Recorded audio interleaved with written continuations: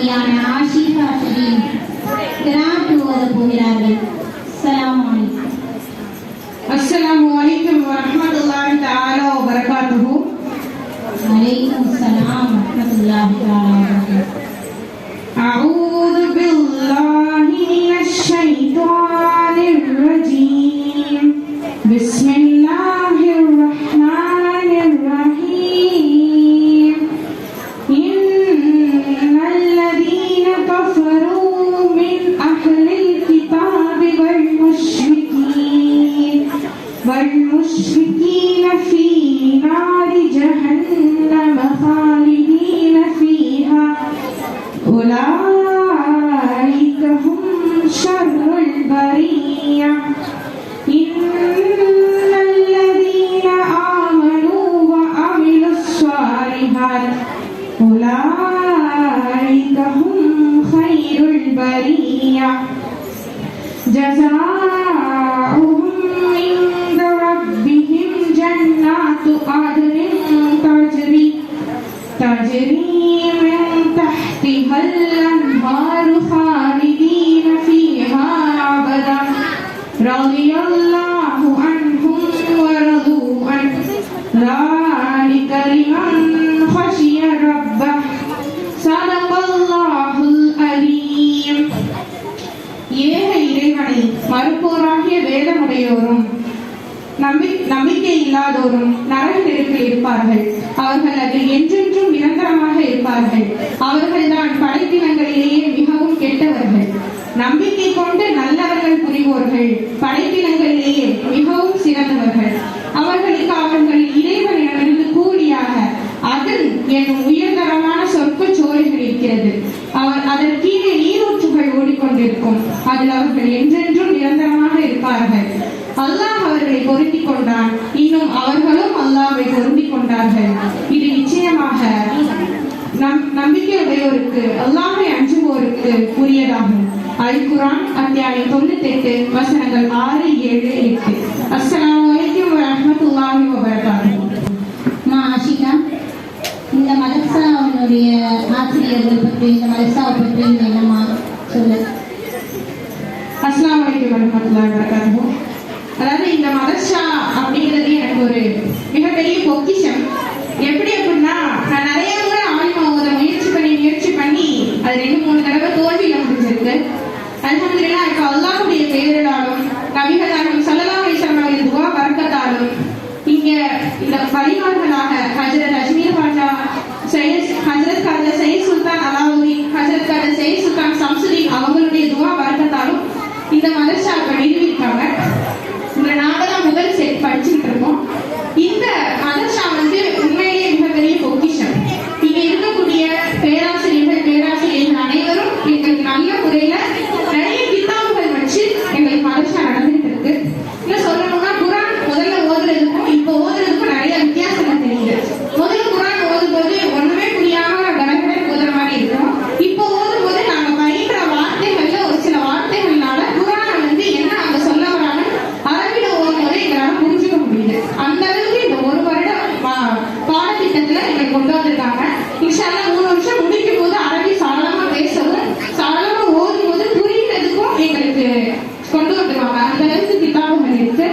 இன்னும் இந்த மதரசால எனக்கு ஒரு இடம் கிடைச்சது அல்லாஹ்வுடைய அருள் தான். அதுக்காக நான் அல்லாஹ்க்கு என்றென்றும் நன்றி கடன்பட்டேன். நிறைய பெரியவங்க இன்னும் நிறைய ஆலிமாக்கள் இந்த மதரசால உருவாகணும். அதுக்காக நல்லா துஆ செஞ்சுக்கிறேன். அஸ்ஸலாமு அலைக்கும் வரஹ்மத்துல்லாஹி வ பரகாத்துஹு.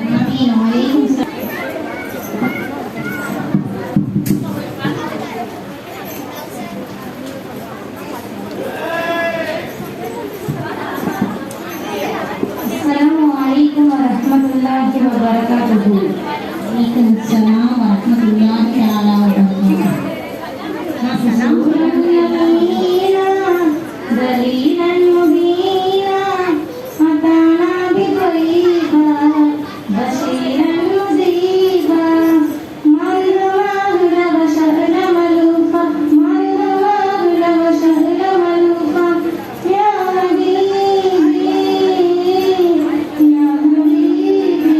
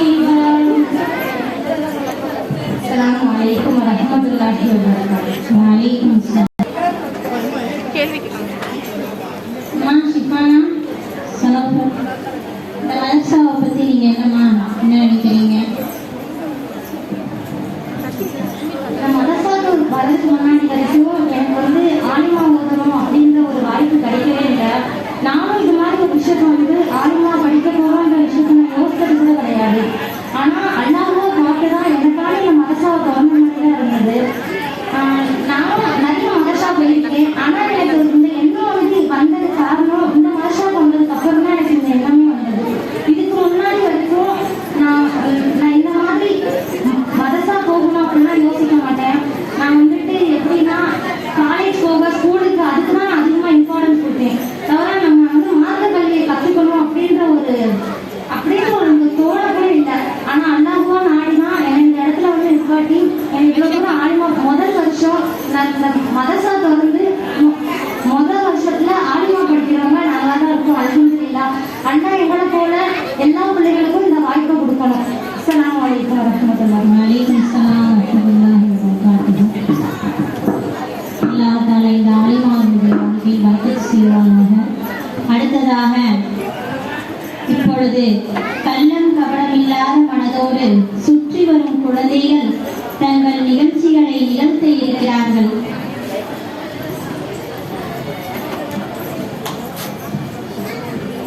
நம்மளுடைய மாணவி மெசிகா இஸ்லாத்தின் 5 கடமைகளை அழகாக சொல்ல வருகிறார்கள்.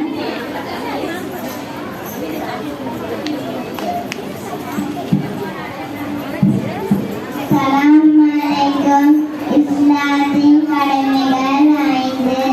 1வது கலிமா, 2வது தொழுகை, 3வது நோன்பு, 4வது ஜக்காத்து, 5வது ஹஜ். ஸலாம் அலைக்கும். வலைக்கும் ஸலாம்.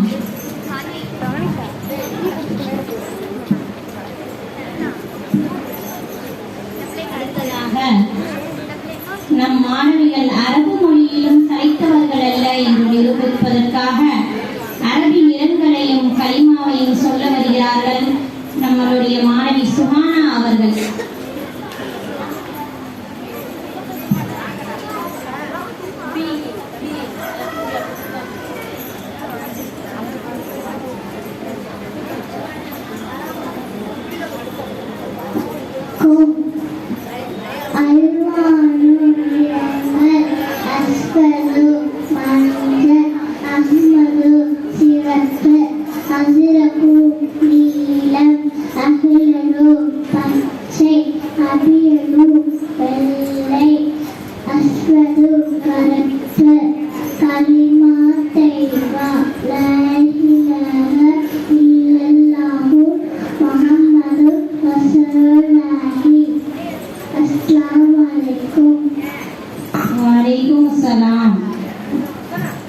அடுத்ததாக அரபி எண்களை பற்றி ஆஃபியா என்ற மாணவி சொல்ல வருகிறார்.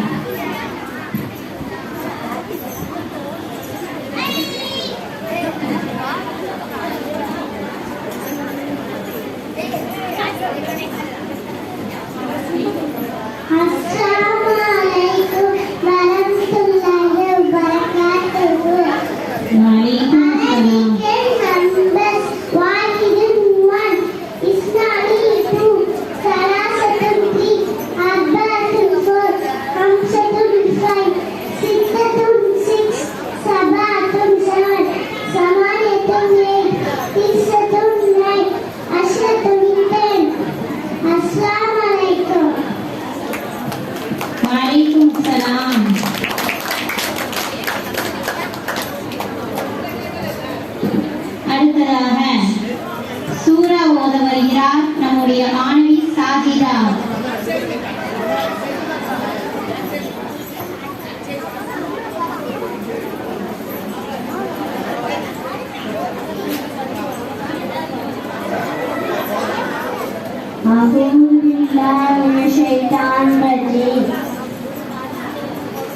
Bismillahirrahmanirrahim. Alhamdulillahi Rabbil Alamin. Ar-Rahmanir-Rahim. Maliki Yawmiddin. Iyyaka na'budu wa iyyaka nasta'in. Ihdinas siratal mustaqim. Siratal ladzina an'amta 'alaihim ghairil maghdubi 'alaihim waladdallin. Bismillahirrahmanirrahim.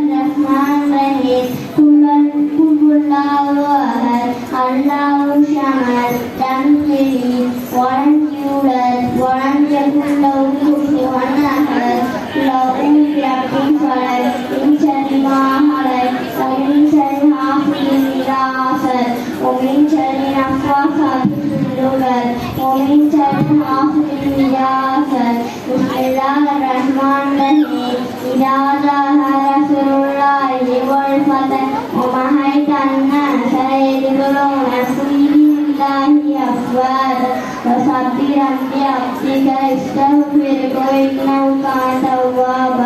السلام عليكم. வலைக்கும் அஸ்ஸலாம். இந்த கோடைக்கால விடுமுறையிலும் பட்டாம்பூச்சி போல் சிறகடித்து பறக்கக்கூடிய இந்த மாதங்களில் இவ்வளவு அழகாக நம்மளுடைய சூறாக்கள் இன்னும் கலை நிகழ்ச்சிகள் அனைத்தையும் நம்ம குழந்தைகள் அழகாக சொல்லி வருகிறார்கள். அடுத்ததாக ஹாஜி நிஷா மாணவி இஸ்லாமிய வாதங்கள் பற்றி சொல்ல வருகிறார்.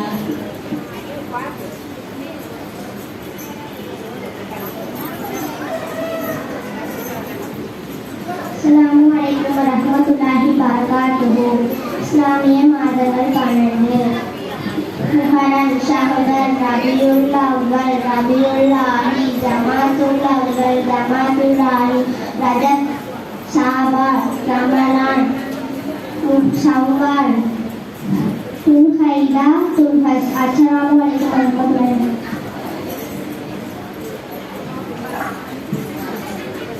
அடுத்ததாக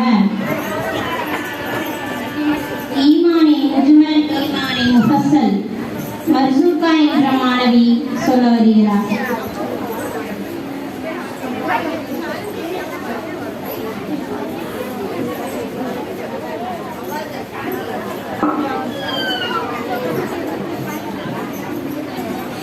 Assalamualaikum warahmatullahi wabarakatuh. Bismillahirrahmanirrahim. Iman mujmal amantum billahi kama huwa bi asma'ihi wa sifatihi wa qabiltum jami'a ahkamihi.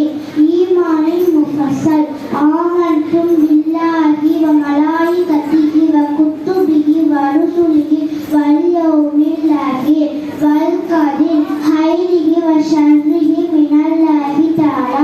Assalamualaikum warahmatullahi.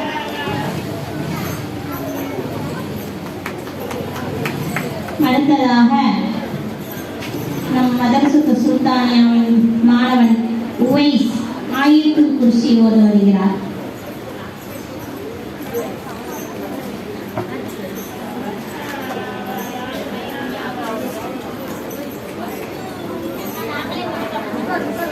Assalamualaikum warahmatullahi wabarakatuh. Ayatul Kursi. Allahu la ilaha illa huwal hayyul qayyum. La ta'khudhuhu sinatun wa la nawm. Lahu ma fis samawati wa ma fil ardi.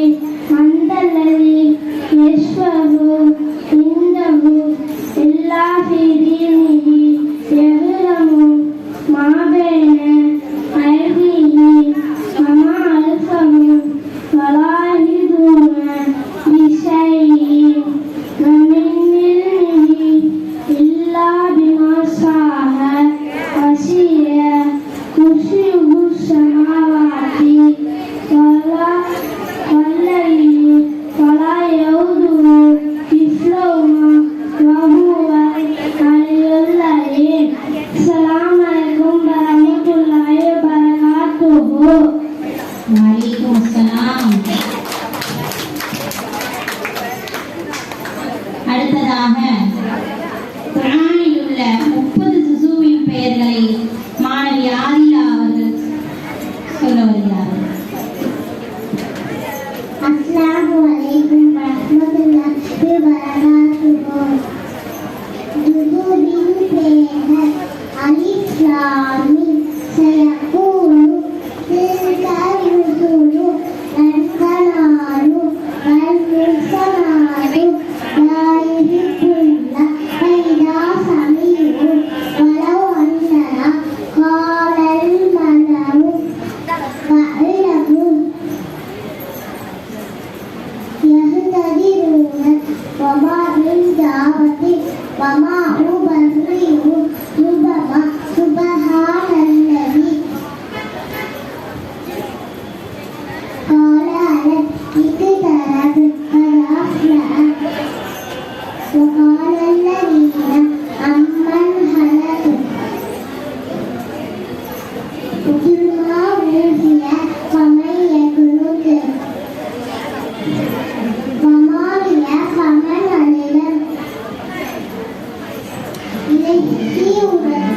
Ricky உனக்கு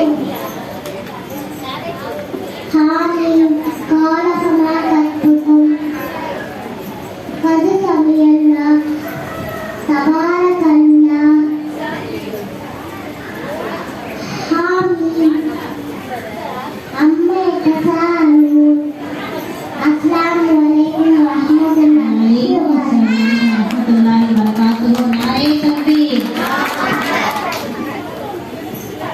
அடுத்ததாக நமது மாணவர் மதர்சாவின் மாணவர் ஹாத்திம் மறுமையின் நிழல் பெறுபவர்கள் பற்றி சொல்ல வருகிறார். மறுமை நாளில் அல்லாஹ் தாலா 7 கூட்டத்தாருக்கு அல்லாஹ் தாலா நிழல் தருவான். அந்த 7 கூட்டத்தாரும் யார் யார் என்பது அஸ்ஸலாமு அலைக்கும் வரஹ்மத்துல்லாஹி வபரகாத்துஹு. வலைக்கும் சலாம். மறுமை நாளில் அல்லாஹ்வை தவிர அர்ஷின் நிழலை தவிர வேறு நிழல் இல்லை. அப்படி இருக்கும்போது 7 கூட்டத்தார்களுக்கு அல்லாஹ் நிழலை கொடுப்பான். நீதியான அரசன் வாழும் பக்தியில் இறைவனை வணங்குவார்கள். பள்ளியோடு நெருங்கி தொடர் இறை நேசராக வாழ்பவர். நல்ல குடும்பத்தை சேர்ந்த அழகி பிறருக்கு தெரியாமல் தர்மம் செய்யும் ஒருவர். தனது அல்லாஹ்வை நினைத்து அழைத்து கண்ணீர் வடிப்பவர். இன்ஷா அல்லாஹ் நாமே நம் குடும்பத்தாருடன் இக்கூட்டத்தில் அல்லாஹ் ஆக்கி வைப்பாயாக. ஆமீன் ஆமீன். அல்லாஹ் நாளைக்கு மறுமையில் நம்மளையும் கூட்டாத்தாருடன் சேர்த்து வைப்பானாக. அடுத்ததாக ஷபீரா மாணவி ஒழுவின் பருளுகள் பற்றி கூற வருகிறார்.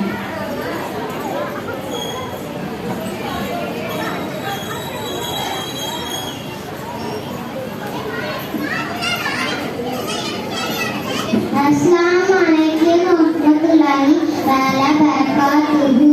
ஒழுவின் பருளுகள் 4. முன்னெத்தியில் இருந்து நாடிக்குழி வரையிலும் ஒரு கால் சோனையில் இருந்து மறுகால் சோனை வரை காலுதுகள். முனங்கை உட்பட 2 கைகளையும் காலுதுகள். தலையில் 4 ஒரு பங்கு மஸ்கு செய்தல். காலில் கரடை மொழி உட்பட 2 கால்களையும் காலுதுகள். அஸ்ஸலாமு அலைக்கும் வரஹ்மத்துல்லாஹி வபரகாத்துஹு.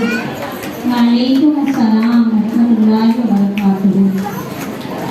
அடுத்ததாக நம்மளுடைய மதர்சாவின் மாணவ மாணவிகளான ஆதிலா, அஸ்லம், சனா அம்ரின், சாஜிதா துஆக்கள் சொல்ல வருகிறார்கள்.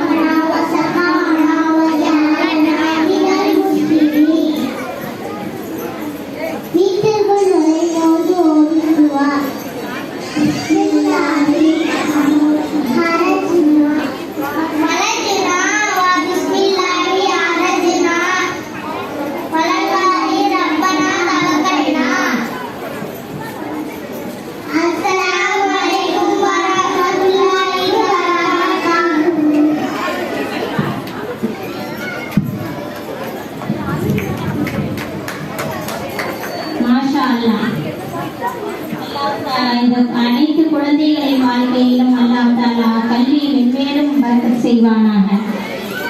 அடுத்ததாக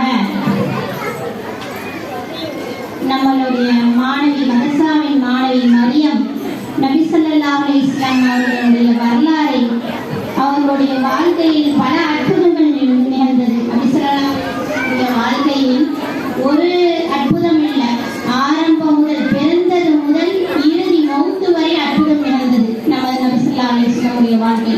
அப்படிப்பட்ட அற்புதத்தை மரியம் மிக ஷார்ட்டாக சொல்ல வருகிறார் வரலாறு.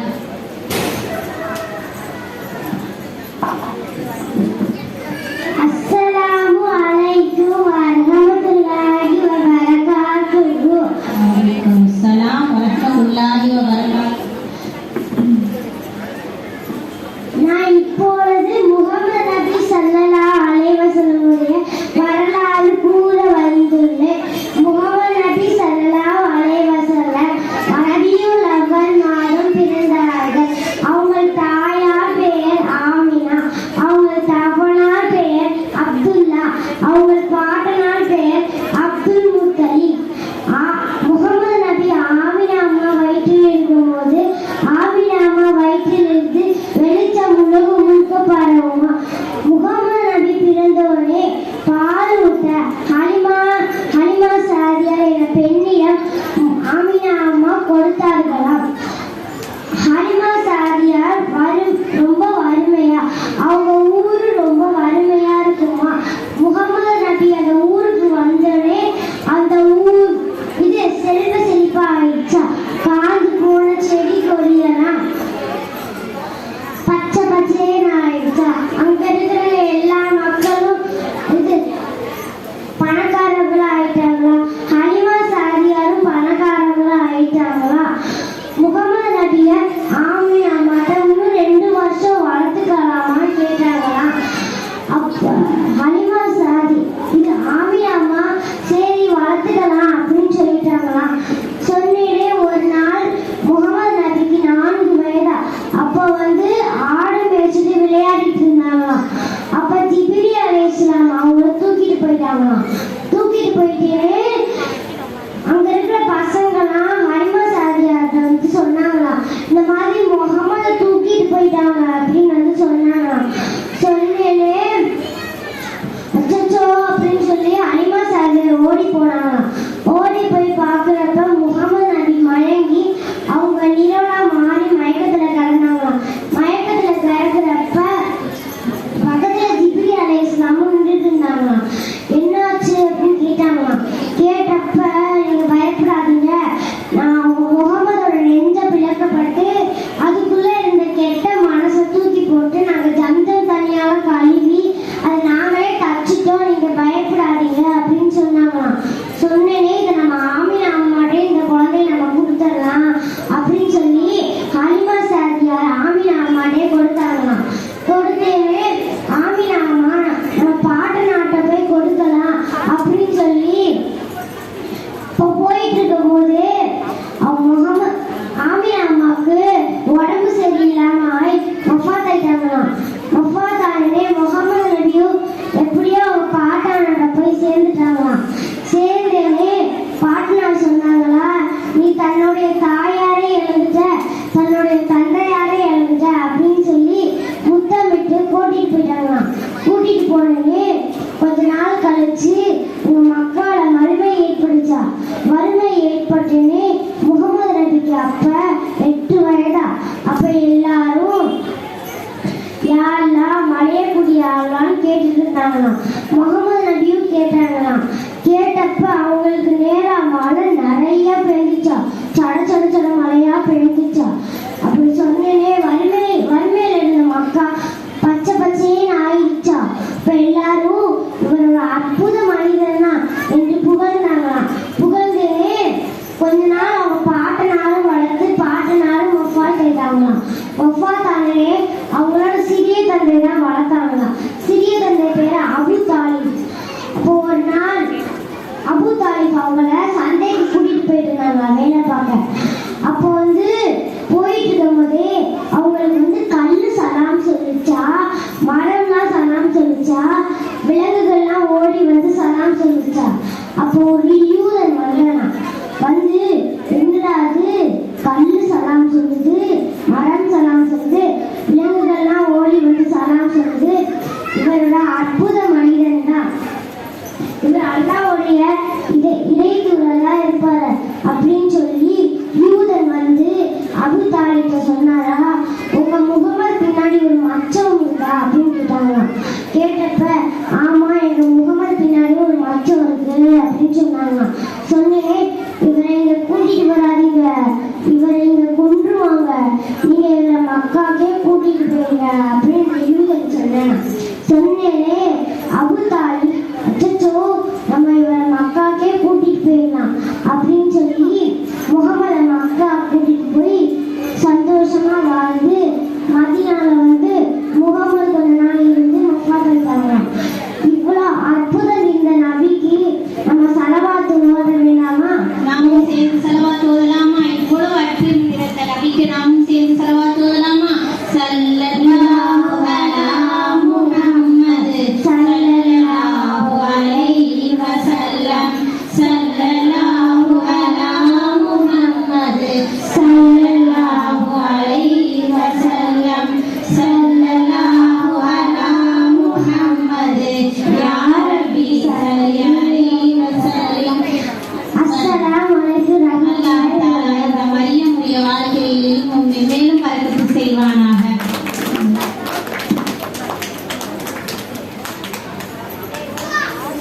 அடுத்ததாக நம்மளுடைய மாணவர் முகமது அஸ்லம் ஹதீஸ் நபி ஸல்லல்லாஹு அலைஹி வஸல்லம் அவங்களுடைய ஹதீஸ் சொல்ல வருகிறார்.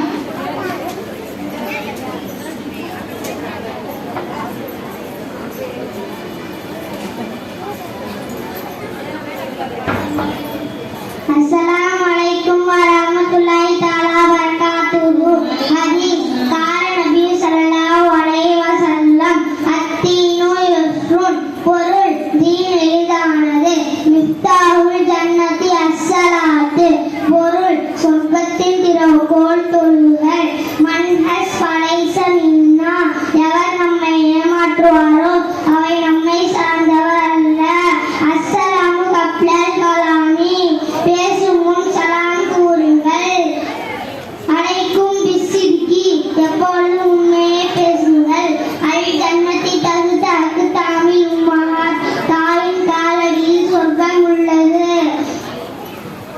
இஜ்தனிபுல் கலப். கோபத்தை தவிர்த்து விடுங்கள். லா தஹ்குலு பிஸ்ஸிமால். இடது கையால் உண்ணாதே. உத்துகுரு சத்துரு ஈமான். தூய்மை ஈமானின் ஒரு பகுதியாகும். அஸ்ஸபூருன் ஜமீலுன். பொறுமை அழகானது. அஸ்ஸலாமு அலைக்கும் வரஹ்மத்துல்லாஹி தஆலா வபரகாத்துஹு. வலைக்கும் அஸ்ஸலாம் வரஹ்மத்துல்லாஹி தஆலா. அல்லாஹ் தௌஃபீக் செய்வானாக. அடுத்ததாக கேள்வி பதில் நமது மதர்சாவின் குழந்தைகளான Hamidullah, Fazil, Fayaz.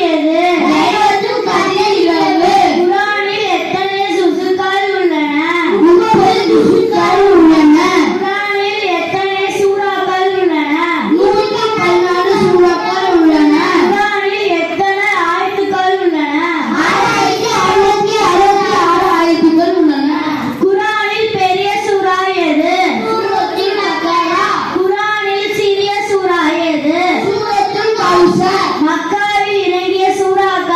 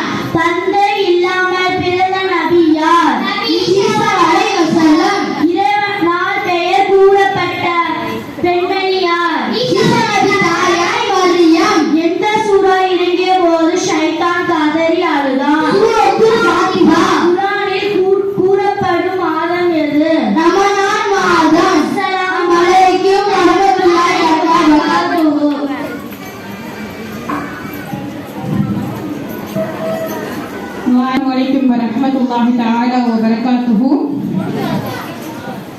Alhamdulillah Alhamdulillahi Rabbil Alamin wal aqibatu lil muttaqin wassalatu wassalamu ala sayyidina Muhammadin wa alihi wa sahbihi ajma'in. Nahmaduhu wa nusalli ala rasulil karim amma ba'd. இன்றைய தினம் நமது மதரசாவின் முப்பெரும் விழாவான முதலாம் ஆண்டு நிறைவு விழா, கோடை கால வகுப்பு பரிசளிப்பு விழா, 2ஆம் ஆண்டு துவக்க விழா நடைபெற்று இருக்கக்கூடிய இந்த மாலை வேளையில எங்க மதரசாவுடைய ஆலிமா மாணவிகள் அனைவரும் இணைந்து நடத்தும் சிறப்பு பட்டிமன்றம். இன்றைய இந்த பட்டிமன்றத்தினுடைய தலைப்பு என்ன அப்படின்னா, இன்றைய இளைய தலைமுறையின் சீரழிவுக்கு பெரிதும் காரணம் கண்டிப்பின்மையா அக்கறையின்மையா? கண்டிப்பின்மை அப்படின்னு பார்த்தோம்னா பெற்றோர்களின் கண்டிப்பின்மை. இன்றைய சூழல்ல பார்த்தோம்னா நிறைய பெற்றோர்கள் பிள்ளைகளை கண்டிக்கிறது இல்லை. ஏன்னா பிள்ளை மனசு நொந்துரும், பிள்ளை கோச்சுக்கிறோம், பிள்ளை சாப்பிடாது அப்படின்னு சொல்லிட்டு எந்த ஒரு தாய்மார்களும் சரி தந்தைமார்களும் சரி பிள்ளைகளை முந்த காலத்துல நம்மளுடைய முந்தைய தலைமுறை இருந்த கண்டிப்பு அளவுக்கு இப்ப கண்டிக்கிறது கிடையாது. அது இளைஞர்களோட சீரழிவுக்கு ஒரு பெரும் காரணமா இருக்கு அப்படின்னு சொல்லிட்டு ஒரு அணியினர் பேசுறாங்க. இன்னொரு அணியினர் அக்கறையின்மை பேசுறாங்க. அக்கறையின்மை அப்படின்னா தன் மீது தனக்கு அக்கறை இல்லாத ஒரு தன்மை. ஒரு இளைய சமுதாயம், ஒரு இளைய விடலை பருவ பையனோ பொண்ணோ இருக்கும்போது அவங்க தனக்கு என்ன செய்யணும், தான் என்ன பண்ண போறோம் அடுத்து அப்படிங்கிற ஒரு நோக்கம் இல்லாம இன்னைக்கு வாழ்ந்தோம், இன்னைக்கு முடிச்சோம், இன்னைக்கு எந்திரிச்சோம், சாப்பிட்டோம், தூங்கணும்னு தான் தோன்றித்தனமா ஒரு நோக்கமே ஒரு ஆம்பிஷனே இல்லாம வாழக்கூடிய இளைய சமுதாயத்தினர் தான் இன்றைய இளைய சீரழிவுக்கு காரணம் அப்படின்னு சொல்லிட்டு இன்னொரு அணியினர் பேசுறாங்க. இந்த 2 அணியினரும் எந்த அளவுக்கு பேசுறாங்க அப்படின்னு பார்ப்போம். அதே மாதிரி இன்றைய பட்டிமன்றத்தினுடைய தீர்ப்பு எப்படி இருக்க போகுதுன்னா, 2 அணிகள்ல இந்த அணியில 3 பேர், இந்த அணியில 3 பேர் பேசுறாங்க. 2 அணியினர்ல எந்த அணியினரோட கருத்து அதிகமா இருக்கு, எந்த அணியினரோட கருத்து எதிர் அணியினரோட கருத்தை அடிச்சு முடிச்சிருக்கு அப்படிங்கறத அடிப்படையாக கொண்டுதான் இன்றைய பட்டிமன்றத்தோட தீர்ப்பு இருக்கும். முதலாவதாக கண்டிப்பின்மை அப்படிங்கிற தலைப்புல சையது ராபியா, ஷிஃபானா, தஸ்லிம் ஃபிர்தௌஸ் இவங்க 3 பேர் பேசுறாங்க. அக்கறையின்மை தான் இந்த இளைய சமுதாயத்தினரோட சீரழிவுக்கு காரணம்னு ஆயிஷா மரியம், ஷெனோஃபர், அகமது தானிஷா 3 பேர் பேசுறாங்க. முதலாவதாக கண்டிப்பின்மை தான் இன்றைய இளைய சமுதாயத்தினருடைய சீரழிவுக்கு காரணம்னு பேச வராங்க சையது ராபியா அவர்கள்.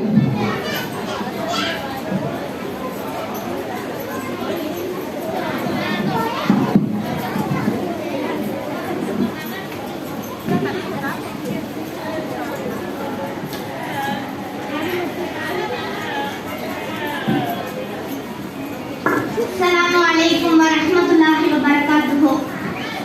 அல்லாஹ்வின் திருப்பெயரால் ஆரம்பிக்கின்றேன்.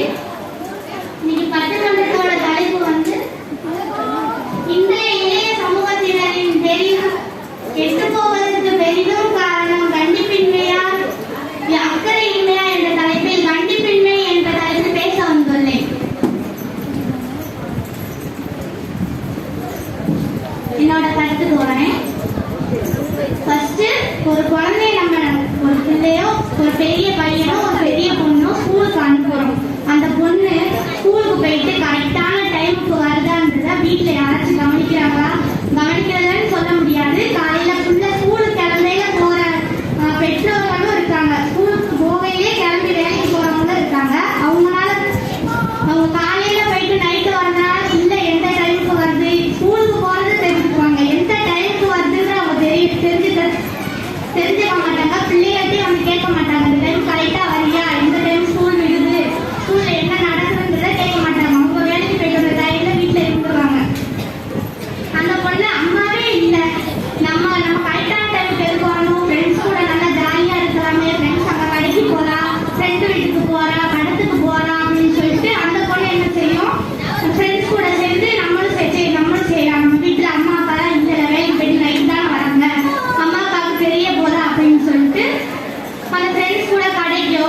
வீட்டுக்கோ இல்ல படத்துக்கோ எங்கேயோ போறாங்க.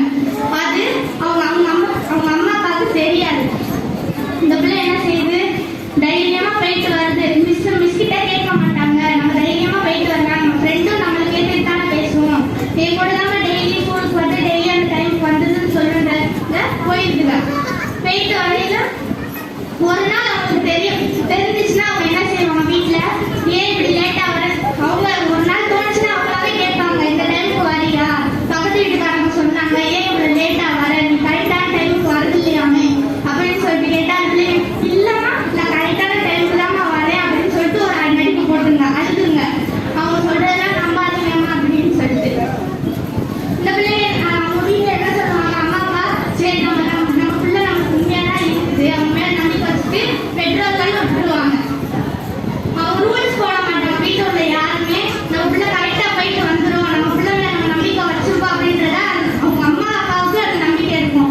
பிள்ளைங்களுக்கு நம்ம அம்மா என்ன நான் சொல்லிக்கலாம் போய் சொன்னா அவங்களுக்கு தெரிய போறதில்ல. என்ன போய் சொல்லுவாங்க, செடி வச்சிருந்தாங்கம்மா ஸ்கூல்ல, கிளாஸை கிளீன் பண்ண சொல்லிட்டாங்கம்மா அப்படின்னு ஏதாச்சும் ஒன்று சொன்னா வீட்டுல எல்லா பேரும் நம்ம தான் செய்வாங்க. ஏன்னா ஸ்கூல்ல தான் சொல்றாங்க, செடி படிக்கிறதுக்கு வைப்பாங்க, கிளாஸை கிளீன் பண்றது அவங்கவுங்க கிளாஸை அவங்கவுங்க கிளீன் பண்றது. இதை சொன்னா யார் அம்மா பண்ணாலும் நம்ம தான் செய்வாங்க, யாரும் மறுத்து பேச மாட்டாங்க. நான் ஸ்கூல்ல வந்து கேட்கவா, அப்படி டீச்சர்கிட்ட கேட்கவானா, ஏமா எவ்வளவு நம்பிக்கை இல்லையா அப்படின்னு சொல்லிட்டு பிள்ளைங்க கேட்குங்க. அந்த மாதிரி நல்லா ஃப்ரெண்ட்ஸ் கூட ஊர் சுத்துறது, பசங்க கூட பேசுறது, போறது, இப்படிலாம் போறது, இப்படிலாம் செய்யறது, இதோட பின்விளைவு என்ன அப்படின்னு பார்த்தா, இப்போ ஒரு பிள்ளை சின்ன பிள்ளைய எடுத்துவாங்க. சின்ன பிள்ளைகிட்ட சரி தவறி ஃப்ரெண்ட்ஸ் வீட்டுக்கு போயிட்டு அந்த தெருவுக்கு அடுத்த தெரு அதுக்கு தெரியல. அப்ப என்ன செய்ய, அந்த பிள்ளை மறுபடியும் கூட்டிட்டு வந்து விட முடியாத வீட்டுல நானாவே போய்க்கிறேன்னு சொல்லிட்டு விட்டுருவாங்க யாரா இருந்தாலுமே. இந்த தெருவுக்கு அடுத்த தெரு மாறி போயிடுச்சுனாலும் அந்த பிள்ளைக்கு வழி தெரியாது. வேற எங்கிட்டாச்சும் போச்சுன்னா அவர் என்ன செய்யுது, ஸ்கூல்ல கேட்பாங்க. ஸ்கூல்ல டீச்சர்ஸ் என்ன சொல்லுவாங்க, நாங்க கரெக்டா 4:10 4 மணிக்கெல்லாம் விட்டுருவோமே, நீங்க என்ன இப்படி பேசுறீங்க, நீங்க தான் நம்ம பிள்ளைங்க சொல்லி வளர்க்கணும் அப்படின்னு சொல்லுவாங்க. அப்புறம் அவங்க பெற்றோர் என்ன செய்வாங்க, அழுகுவாங்க, ஐயோ நான் அப்படி விட்டுட்டேன் என் பிள்ளைய அப்படின்னு சொல்லுவாங்க. இதுக்கெல்லாம் முன்னாடியே அவங்க கண்டிச்சிருக்கோம்ல, இந்த டைமுக்கு வரணும், நான் யார் வச்சிருக்கேன், ஸ்கூலுக்கு வெளியில ஆள் வச்சிருக்கேன்னா நம்ம தனியா ஆள் போட்டு அவங்க சம்பளம் கொடுக்குற மாதிரி அந்த ஆள் கிடையாது.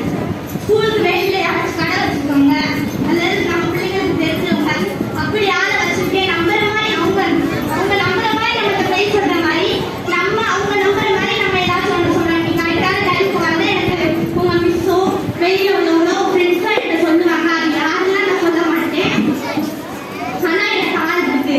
இப்ப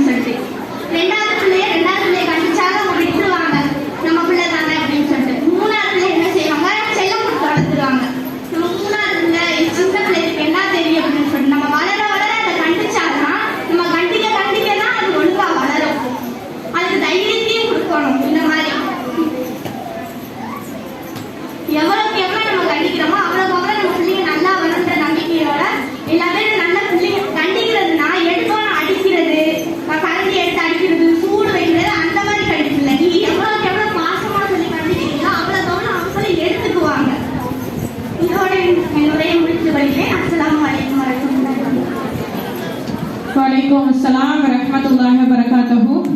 சையத் ராபியா அவர்கள் பெற்றோர்கள் பிள்ளைகளோட கண்காணிப்பு பத்தி பேசுறாங்க. அது போக ஆண் பிள்ளையா இருந்தாலும் பெண் பிள்ளையா இருந்தாலும் கண்டிக்கணும் அப்படின்னு சொல்லிட்டு பெற்றோர்கள் குழந்தைகளோட கண்டிப்பு எவ்வளவு முக்கியம் அப்படின்னு சொல்லியிருக்காங்க. அடுத்து அவங்க இந்த ஸ்கூல் டைம்லாம் பத்தி சொன்னாங்க. இவங்களுக்கு பதிலா என்ன சொல்ல வராங்கன்னு பார்ப்போம். அடுத்து இன்றைய இளைஞர்களின் சீரழிவுக்கு பெரும் காரணம் அக்கறையின்மைதான் அப்படின்னு பேச வராங்க இந்த அணியினரை சேர்ந்த ஆயிஷா மரியம் அவர்கள்.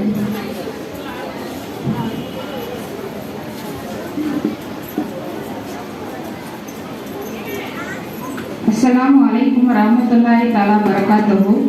இன்றைக்கு என்னுடைய அணியில வந்து இன்றைய இளைஞர் சமுதாயத்திற்கு சீரழிவுக்கு காரணம் அக்கறையின்மையே அப்படின்றா வந்து நாங்க எங்க தலைப்புல நாங்க பேச போறோம். ராஜா அவர்கள் சொன்னாங்க, பெற்றோர்கள் வந்து கண்டிப்பின்மை இல்லாதனாலதான் பிள்ளைங்க வந்து சீரழிகிறாங்க அப்படின்னு வந்து சொல்றாங்க. இப்ப இன்னொரு உதாரணம் எடுத்துக்கிறோம். ஒரு பிள்ளைய வந்து தப்பு செஞ்சுட்டாங்க, அவங்கள வந்து ஒரு வாட்டி கண்டிக்கிறோம், 2 வாட்டி கண்டிக்கிறோம், 3 வாட்டி கண்டிக்கிறோம், அதுக்கு மேல அந்த பிள்ளை கேட்கவே இல்லை அப்படின்னா என்ன பண்ணுவோம்? அப்படியே அதை விட்டுருவோம். போய் தொலையுது, என்னவோ பண்ணு, உன் வாழ்க்கை நீ தான் நாசமாக்கிட்ட அப்படின்னு சொல்லிடுறாங்க. இதே அந்த பிள்ளை வந்து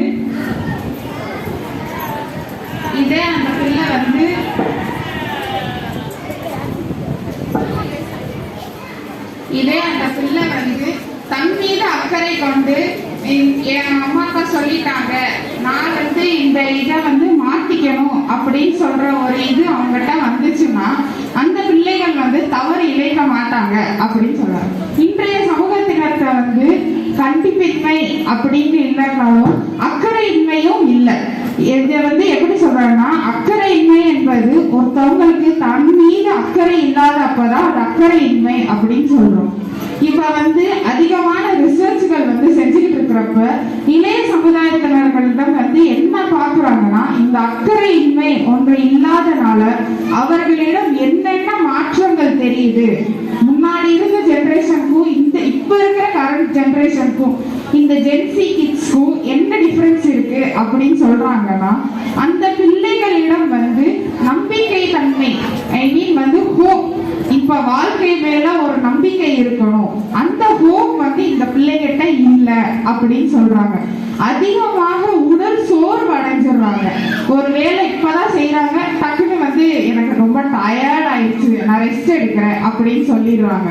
அதுக்கப்புறம் பார்த்தா சின்ன சின்ன விஷயத்துக்கெல்லாம் கோபம், சின்ன சின்ன விஷயத்துக்கெல்லாம் வந்து என்ன பண்றாங்கன்னா, எனக்கு இது பிடிக்கல, நீ பண்ணாத அப்படின்னு சொல்லிடுறாங்க.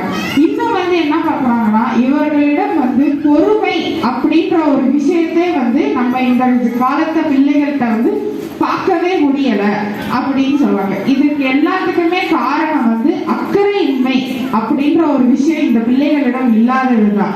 இதனால வந்து ஏற்படும் விளைவுகள் அப்படின்னு சொல்லி என்னென்ன சொல்றாங்கன்னா, தங்களுடைய கல்வி அப்புறம் தொழில், அவங்களுடைய அடுத்தடுத்த ஸ்டெப்புகள்ல வந்து அவங்களால முன்னேற்றம் அடைய முடியல. தன்னுடைய ஒர்க், அவங்க நான் வந்து இவ்வளோ வந்து நல்லா படிக்கிறவ, நான் இவ்வளோ நல்லா வேலை பார்ப்பேன் அப்படின்ற ஒரு ஒர்க்கை அவங்க வந்து உணர மாட்டேங்கிறாங்க. இதனால இன்னும் வந்து அவர்களுக்கு என்ன நடக்குதுன்னா, இன்னும் வந்து அவர்களுடைய உடல் நலம் பாதிக்கப்படுது, அவர்களுடைய மனநலம் பாதிக்கப்படுது. முஹம்மது நபி ஸல்லல்லாஹு அலைஹி வஸல்லம் அவர்கள் வந்து என்ன சொல்றாங்கன்னா, உங்களுடைய உடலுக்கு உங்கள் மீது உரிமை உண்டு. யார் வந்து அவங்களுடைய உடலை வந்து நல்லா பேணி பாதுகாத்து அதை நல்லா இது பண்றீங்களோ அவர்கள் வந்து அவங்க வந்து வணக்கம் நல்லா செய்வாங்க, தங்களுடைய அன்புக்குரியவர்களை வந்து நல்லா பார்ப்பாங்க. இன்னும் வந்து அவர்கள் வந்து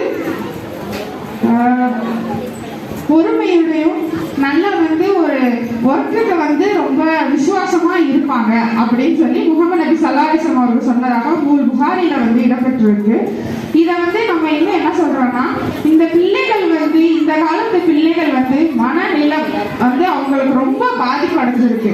சின்ன சின்ன விஷயத்துக்கெல்லாம் அவங்க என்ன சொல்றாங்க, எனக்கு ரொம்ப ஸ்ட்ரெஸ்ஸா இருக்கு, ஏன்பா படிக்க முடியல, நிறைய ஹோம்ஒர்க் தராங்க, எனக்கு ரொம்ப ஸ்ட்ரெஸ்ஸா இருக்கு, ஏன்பா நீ வேலை பார்க்க முடியல, எனக்கு ரொம்ப டயர்டா இருக்கு, ரொம்ப ஸ்ட்ரெஸ்ஸா இருக்கு.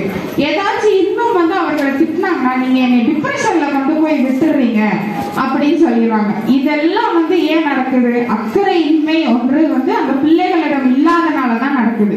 அக்கறை வந்து அந்த பிள்ளைகள்கிட்ட வந்து வந்துருச்சுன்னா அவர்களுடைய வாழ்க்கையில வந்து நிறைய மாற்றங்கள் வந்து காணலாம். இத வந்து முன் உதாரணமா நம்மளுடைய நபிமார்கள் யூசுப் அலைஹிஸ்ஸலாம் அவர்களுடைய வாழ்க்கையை நம்ம எடுத்துக்கலாமே. அதுல வந்து என்ன சொல்றாங்கன்னா, யூசுப் அலைஹிஸ்ஸலாம் அவர்கள் வந்து அவர்கள் மேல இருந்த அக்கறையும் அவர்களுடைய தீன் மேல இருந்த அக்கறையும் இருந்தனாலதான் அந்த அவர்கள் மேல இருந்த சதி அவர்கள் செய்யும் போது அவர்களால அவரிடத்துல வந்து தப்பிக்க முடிஞ்சிச்சு. இதனால வந்து இன்னும் வந்து என்ன சொல்றாங்க, நம்மளுடைய சமுதாயத்து பிள்ளைகள் வந்து எவ்வளவோ பிள்ளைகள் வந்து ரொம்ப அக்கறையோட இருக்காங்க. இதுக்கு வந்து ஒரு வாழ்க்கையில உண்மையான நடந்த சமூகத்தை வந்து சொல்லணும்னா, முகமது ஷாருக் என்ற ஒரு இளைஞன், இன்றைய காலத்து இளைஞன் வந்து தன்னுடைய அக்கறை, தன் படிப்பு மீது கொண்ட அக்கறை, தன்னுடைய ஆர்வங்கள் கொண்டு நாசா, யூஎஸ்ல இருக்க நாசா நடத்துற விண்வெளி போட்டியில வந்து கலந்துக்கிட்டு சின்னதாக ஒரு செயற்கையை வந்து உருவாக்கி அதுல வந்து வெற்றி அடைஞ்சிருக்காங்க. இத வந்து இந்த உதாரணம் வந்து என்ன சொல்லுது, ஒரு பிள்ளைகிட்ட அக்கறை இருந்துச்சுன்னா அந்த பிள்ளை என்னனாலும் சாதிக்கும் அப்படின்னு சொல்றாங்க. அக்கறை இல்லாததுக்கு வந்து உதாரணம் வந்து என்ன சொல்றாங்க, இந்த காலத்து வந்து பிள்ளைகள் வந்து ஆண் பிள்ளைகள் மெயினா வந்து என்ன சொல்றாங்க, எனக்கு பைக் வேணும், எனக்கு கேடிஎம் பைக் வேணும், பல்சர் பைக் வேணும் அப்படின்னு சொல்லி அடம்பிடிக்கிறாங்க. அந்த பைக்குக்காக சாப்பிடாம கொல்லாம எல்லாமே பண்ணி இந்த பெற்றோர்கள் வந்து அவங்களுக்கு வாங்கி தராங்க. இந்த பெற்றோர்கள் வாங்கி கொடுத்தாங்க, அந்த பிள்ளைங்க என்ன பண்றாங்க, ஒரு ஆர்வத்தோட வந்து ரொம்ப ஆசையோட என்ன பண்றாங்க, அதிவேகமா ஓட்டிட்டு போய் அதை வந்து ஆக்சிடென்ட்ல முடிஞ்சிருது. இந்த அக்கறையின்மை இல்லாத அந்த பிள்ளைகள்கிட்ட வந்து என்ன நடக்குது, ஒன்றும் உயிர் சேதம் அடைகிறது. அப்படியே உயிர் பிழைத்தாலும் அவர்களிடத்துல வந்து கால் உடைஞ்சிருது, கை உடைஞ்சிருது. இதனால அவர்களுடைய வாழ்வாதாரம் வந்து மிகவும் பாதிக்கிறது. இப்ப வந்து அக்கறையின்மை வந்து ஒருவரோட உள்ளத்துல மட்டும் இருக்கக்கூடாது, அவங்க வந்து பர்சனலாவும் இருக்கணும். சொசைட்டி நம்மளை சுத்தி இருக்கிறவங்கள மேலேயும் அக்கறை இருக்கணும். நம்மளோட கல்ச்சுரல் நம்மளோட சமுதாயம் நம்மளை வந்து என்ன போதிக்குது அப்படின்ற ஒரு விஷயத்தையும் நம்ம கேட்கணும். ஆனா இன்றைய சமூகம் வந்து இது மூணையுமே இது பண்றது இல்லை. இதனால இவர்கள் வந்து அதிகமாக இன்னல்களை வந்து இன்னைக்கு காலத்துல வந்து ஃபேஸ் பண்ணிக்கிட்டு இருக்காங்க. அதனால அக்கறையின்மைதான் இதுக்கு காரணம், இன்றைய சமுதாய சீரழிவுக்கு காரணம் அப்படின்னு சொல்லிட்டு ஒரே முடித்துக் கொள்கிறேன். வாஹிதாவான அல்ஹம்துலில்லாஹி ரப்பில் ஆலமீன். அஸ்ஸலாமு அலைக்கும். ஆயிஷா அவர்கள் இன்றைய இளைய சமுதாயத்தினரின் சீரழிவிற்கு பெரும் காரணம் அக்கறையின்மைதான் அப்படிங்கிற தலைப்புல பல கருத்துக்களை முன்வச்சாங்க. ரிசர்ச் அதுவரையும் போய் அவங்க ரிசர்ச் பண்ணி நம்ம எல்லாருக்கும் இன்னைக்கு ஒரு நல்ல செவிக்கு நல்ல ஒரு நிறைய கருத்துக்களை கொடுத்துருக்காங்க. அடுத்து எதிரணியர் என்ன பேசுறாங்க அப்படின்னு பார்ப்போம். அடுத்து கண்டிப்பின்மைதான் இளைஞர்களோட சீரழிவுக்கு காரணம்னு பேச வராங்க நமது ஆலிமா மாணவி ஷிஃபானா.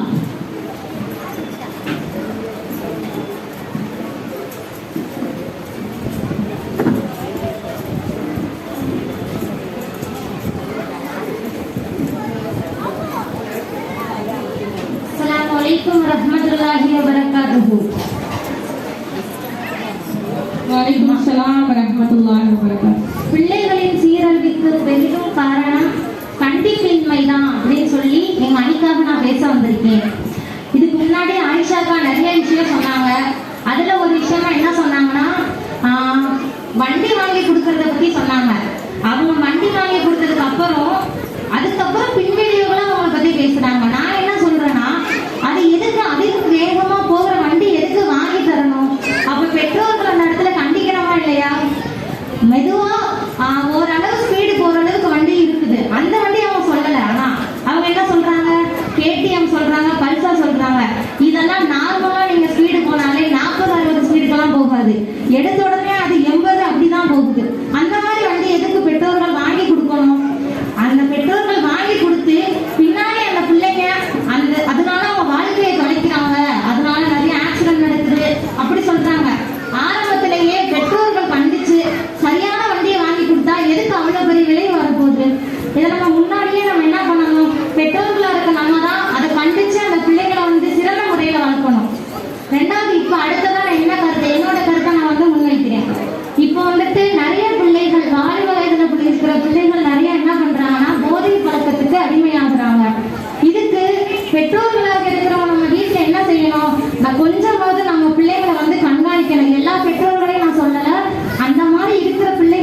பெற்றோர்கள் மட்டும்தான் நான் சொல்றேன். போதை பழக்கத்துக்கு அதிகமாகிறவங்க இப்ப அதிகம் ஆண் பிள்ளைகள் சிறு வயதுல இருந்தே அப்படிதான் இருக்காங்க. முத எப்படி அதை ஸ்டார்ட் பண்றாங்கன்னா, அது எப்படிதான் இருக்கு அதை குடிச்சுதான் பார்ப்போமே, எல்லாரும் குடிக்கிறாங்க, அது ஒரு இப்போ ஃபேஷனா கெத்தா ஒரு ஃபங்க்ஷனா அதுக்கு அடிமையாடுறாங்க. அடுத்து என்ன பண்றாங்க, ஒரு அவங்க கேங்ல ஒருத்தனுக்கு பிறந்த நாளா என்ன பண்றாங்க, ஃபர்ஸ்ட் முன்னாடி காலத்துலலாம் விஷ் பண்ணி வாழ்த்து சொல்லி கேக் கட் பண்ணி அந்த மாதிரி பண்ணாங்க.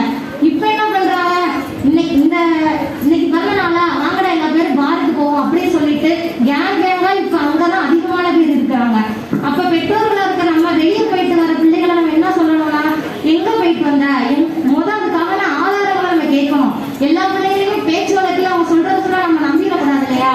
எங்க போன, எத்தனை மணிக்கு எங்க போன, இந்த மாதிரி கரெக்டான முறையில பெற்றோர்கள் இருந்தாங்கன்னா இந்த மாதிரி பிள்ளைங்க நம்ம அந்த வழியில போவதை தவிர்க்கலாம். இப்போ மதுல ஆரம்பிக்கிறாங்க. இப்ப ஃபர்ஸ்ட் அவங்களோட நலத்துக்கு மட்டும்தான் அது கெட்டதா இருக்கும். இப்ப போகும்போது அடுத்த அவங்களுக்கு திருமணம் ஆகுது. திருமணம் ஆனதுக்கு அப்புறம் அவங்களுக்கு என்ன நடக்குது, அடுத்து அவங்கள வச்சு ஒரு குடும்பமே பாதிக்கப்படுது.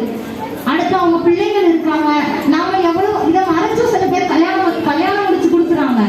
அதை பத்தி சொல்ல மாட்டாங்க, என் பையன் குடிப்பான் அப்படின்லாம் யாரும் சொல்ல மாட்டாங்க. நம்ம அதனால ஒரு பொண்ணோட வாழ்க்கையே வந்து அந்த பையன் வந்து நாசம் செய்யறான். அப்ப இதுக்கு வந்து நம்ம பெற்றோர்களோட கண்டிப்பு தான் அது அவசியமா இருக்கும். இதனால அவனோட வாழ்க்கையும் போய் ஒரு பொண்ணோட வாழ்க்கையும் போய் அவன் பிள்ளைகளோட வாழ்க்கையும் இதனாலதான் முக்கியமா அந்த பிள்ளைகளோட வாழ்க்கை பாதிக்கப்படுறதுக்கு காரணமே பெற்றோர்களோட கண்டிப்பு இல்லாதனாலதான் அந்த பிள்ளைகள் பெரிதும் சீரழிகிறாங்க. அடுத்ததான் சிறு பிள்ளைகளுடைய கண்டிப்பு. இப்போ நம்ம சின்ன வயசுல பிள்ளைங்க வந்து கேட்கறதெல்லாம் நம்ம வாங்கி கொடுக்குறோம். நம்ம ரொம்ப கஷ்டத்துல தான் இருப்போம். ஆனா நம்ம என்ன செய்வோம், நம்ம பிள்ளைங்க அதை நம்ம சில பேர் பெற்றோர்கள் அதை வந்துட்டு நல்ல விதமாவே சொல்லிடுவாங்க. நான் எவ்வளவுதான் கஷ்டத்துல இருந்தாலும் என் பிள்ளை கேட்டதை நான் வாங்கி கொடுத்துருவேன் அப்படின்னு சொல்லிட்டு நிறைய பெற்றோர்கள் அதை வந்துட்டு பெருமையா சொல்லிக்கிறாங்க. அது ரொம்ப ரொம்ப தவறான காரியம். நம்மளால முடியுதா அந்த பிள்ளைக்கு நம்ம செய்யணும். அப்படி இல்லையா இந்த வயசுல சின்ன வயசுல நம்ம சொல்லி கொடுக்கறதா அதுக்கு பின்னாடி வரைக்கும் அதுக்கு புரியும்.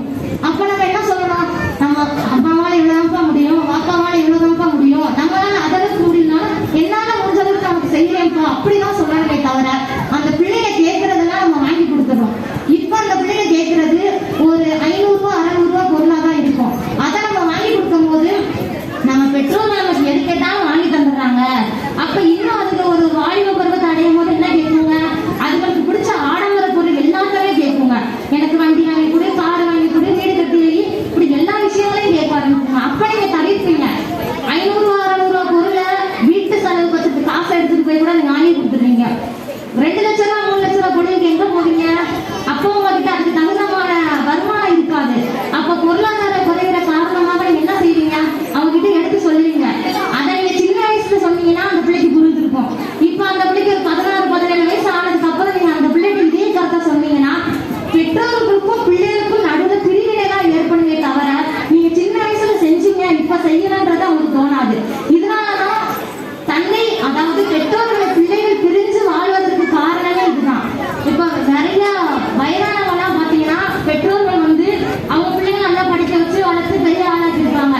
இப்ப பெற்றோர்கள் எப்படி இருக்காங்கன்னா அதாவது எப்படி சொல்றது, இப்ப நம்ம தர்மாவே எடுத்துக்கோங்க, பெற்றோர்களால் பிள்ளைகளால் கைவிடப்பட்ட பெற்றோர்கள் நிறைய பேர் நம்ம தர்மாவே இருக்காங்க. இதுக்கு நம்ம ஆனா பிள்ளைகள் நல்லா தான் இருக்காங்க. ஆனா பெற்றோர்களை பார்க்கக்கூடிய அளவுக்கு பிள்ளைகள் இல்லை. எதுக்கு பார்க்கணும், நமக்கு செய்யாத ஒருத்தவங்க நம்ம எதுக்கு பார்க்கணும், நம்ம சின்ன வயசுல செஞ்சோம் அதெல்லாம் நமக்கு தெரியாது. இப்ப என்ன செய்யறாங்க, இப்ப நமக்கு செய்ய மாட்டேங்கிறாங்களே அதுதான் அவங்களுக்கு தோணும். அப்ப நம்ம கஷ்டங்களை சிறு வயதுல இருந்தே பிள்ளைகளுக்கு சொல்லி வளர்க்கணும்.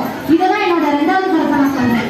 அடுத்து இஸ்லாமிய சிறு பிள்ளைகளுக்கான கண்டிப்பு என்னன்னா, சில பிள்ளைகள் வந்து எதுக்காக ஹிஜாப் அணிகிறோம், எதுக்காக புர்கா போடுறோம் அப்படின்னே தெரியாம நிறைய பிள்ளைங்க வந்துட்டு புர்கா அணிகிறாங்க, ஹிஜாப் அணிகிறாங்க. எதுக்காக புர்கா அணிகிறோம், அந்நிய ஆண்கள் முன்னாடி இறுக்கமான உடைகளை அணியக்கூடாதுன்றதுக்காண்டி தான் நம்ம புர்கா அணிகிறோமே தவிர யாருமே ஃபேஷனுக்காக அணியல. அப்ப பெற்றோர் ஒரு நல்ல பெற்றோர்களா இருந்தாங்கன்னா, நல்ல விவாதத்தான மார்க்கத்தில் இருக்க பெற்றோர்களா இருந்தாங்கன்னா என்ன சொல்லி அந்த பிள்ளைக்கு புர்கா வாங்கி கொடுக்கணும்னா அழகுபடுத்துறதுக்காண்டி வாங்கி கொடுக்க கூடாது. எது அந்த மானத்தை மறைக்கிற மாதிரி இருக்கோ அப்படிப்பட்ட புர்காவை தான் வாங்கி கொடுத்துருக்கோம் நம்ம. இது பெற்றோர்களோட கண்டிப்புல ஒண்ணு. அதுக்கப்புறம் ஹிஜாப் அணிகிறாங்க, நிறைய பேர் வந்துட்டு ஃபேஷனுக்காக அணிகிறாங்க. இங்க இருக்கிற முடியெல்லாம் ஃபுல்லா அப்படியே தெரியும், பின்னாடி இருக்க முடிய மட்டும் எதுக்காக மறைக்கணும்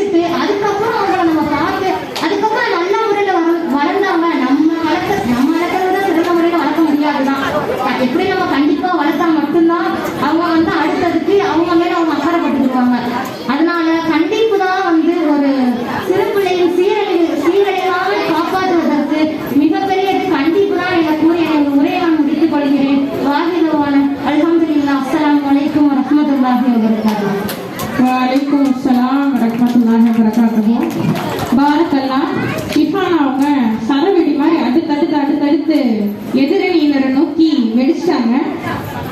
என்ன வண்டி எதுக்கு வாங்கணும் அப்படின்னு சொல்லிட்டு அவங்க ஆரம்பத்தையே வந்து கட் பண்ணிட்டாங்க. இப்போ இவங்க பேசுனதுக்குலாம் அடுத்து இந்த அணியினர் என்ன பேசுறாங்கன்னு பார்ப்போம். அடுத்து இளைஞர்கள் சீரழிவுக்கு பெரிதும் காரணம் அக்கறையின்மை தான் அப்படின்னு பேச வராங்க செனோஃபர்.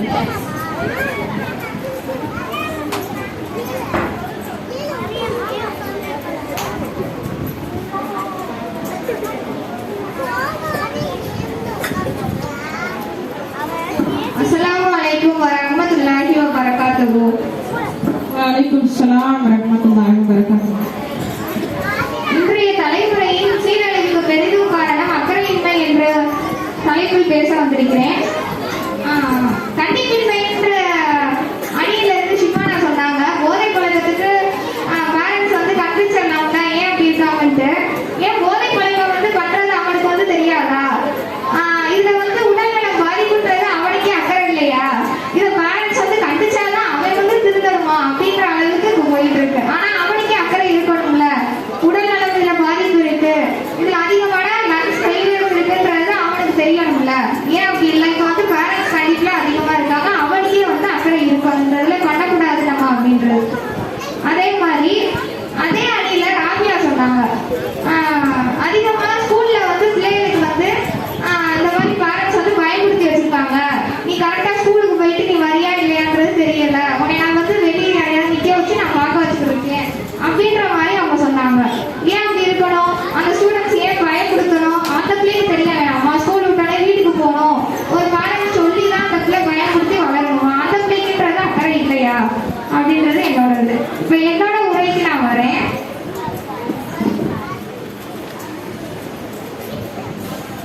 அதே மாதிரி பேரண்ட்ஸ் வந்து ஸ்டூடெண்ட்ஸை எவ்வளவோ கஷ்டப்பட்டு படிக்க வைக்கிறாங்க, ஆனா அந்த இது வந்து அந்த பிள்ளைக்கு தெரிய மாட்டேங்குது. அது வந்து ஏனோ ஒரு இதை எடுத்து படிச்சுக்கிட்டு அந்த மாதிரி பேரண்ட்ஸ் வந்து அந்த மாதிரி ஸ்டூடெண்ட்ஸ் வந்து அங்க இருக்காங்க. பேரண்ட்ஸ் வந்து எவ்வளவோ அந்த பிள்ளைய வந்து கஷ்டப்பட்டு படிக்க வைக்கிறாங்க, ஆனா அந்த பிள்ளை அதை உணராம அந்த பிள்ளை மேல அக்கறை எடுத்து படிச்சா அந்த பிள்ளை ஒரு நல்ல நிலைமைக்கு ஒரு ஃபியூச்சர்ல நம்ம நல்லா வரலாம் அப்படின்றத நினைச்சு அந்த பிள்ளை படிச்சுன்னா கண்டிப்பா அந்த பிள்ளை ஒரு ஃபியூச்சர்ல நல்லா வரும். அந்த பிள்ளை மேல அக்கறை எடுத்து படிச்சுன்னா அந்த பிள்ளை நல்லா வரும். அதே மாதிரி சமூக வலைத்தளங்களை பார்த்து இப்போ உள்ள பிள்ளைகள் வந்து ட்ரெஸ்ஸிங் சென்ஸா இருக்கட்டும், அதே மாதிரி நிறைய ரீல்ஸா இருக்கட்டும், அந்த பாட்டுகளா இருக்கட்டும், அந்த பேசுகளா இருக்கட்டும், அதே மாதிரி தான் இப்போ வந்து பிள்ளைங்க ஃபாலோ பண்ணுன்றது நினைக்குதுங்க ஒரு சில பிள்ளைகள். ஆனா ஏன் அப்படி இருக்கணும்? அதை பார்த்து நம்ம வளரணும்னு நினைக்கிறத பேரண்ட்ஸ் வந்து நம்மளை கண்டிப்பா தான் அக்கறையாக நம்மளை வளர்க்குறாங்க. அதை பார்த்து நம்ம ஏன் வளரணும்? நம்ம அதை பார்த்து வளர்றதை விட நம்ம எனக்கு தெரியாதா, நம்ம ஏன் அதை பார்த்து வளர்க்குறது நம்மளுக்கு ஒரு இது இல்லையா? ஆனா நம்ம அதே மாதிரி இருக்கக்கூடாது அப்படின்றது என் உரையை முடித்து விடைபெறுகிறேன். அஸ்ஸலாமு அலைக்கும் வரஹ்மத்துல்லாஹி வபரகாத்துஹு. வலைக்கும் வரஹ்மத்துல்லாஹி வபரகாத்துஹு. செனோஃபர் வந்து அக்கறையின்மை அப்படிங்கிற தலைப்புல சுய கட்டுப்பாடு வந்து ரொம்ப முக்கியம் அப்படின்னு பேசியிருக்காங்க. எதிரணியர் என்ன சொல்றாங்கன்னு பார்ப்போம். தஸ்லீம் ஃபிர்தௌஸ் அவர்களை இறுதியாக கண்டிப்பின்மை அணியிலிருந்து பேச அழைக்கிறேன்.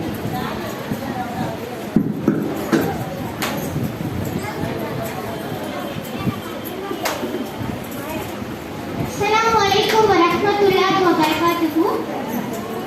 இந்த உலகத்தை படைத்து பரிபாலித்து வரும் அல்லாஹ்வுக்கு அனைத்து புகழும் அல்ஹம்துலில்லாஹ். நபி ஸல்லல்லாஹு அலைஹி வஸல்லம் அவர்கள் மீது ஸலவாத்தை கூறி எனது உரையை தொடங்குகிறேன். இப்போ வந்து பட்டிமன்றத்துல ரெண்டு பேர் பேசிட்டு போயிட்டாங்க. நான் வந்து இன்றைய இளைஞர்களின்